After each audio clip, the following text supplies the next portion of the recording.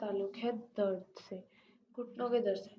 घुटनों के दर्द या किसी भी किस्म के जोड़ों के दर्द की सबसे मेजर रीज़न है इन्फ्लेमेशन या खाने का बिगाड़।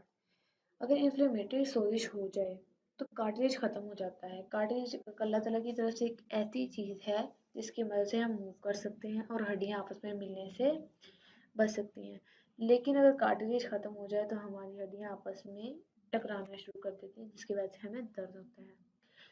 इन्फ्लेमेशन के होने की जो मेजर रीजन है उसमें सबसे पहले मेरे पास आ जाती है ऑटो इम्यून डिजीजेस, और नंबर सेकंड पे मेरे पास आती है रिमोटाइड आर्थराइटिस। रिमोटाइड आर्थराइटिस में सबसे पहले तो हमारे छोटे जोड़ इफेक्ट होते हैं और उसके बाद बड़े जोड़, जिसकी वजह से हमें जोड़ों में दर्द महसूस होता है। तो जोड़ों के दर्द की जो मेजर रीजन है इसके लिए हम कुछ ऐसे पॉइंट्स को जो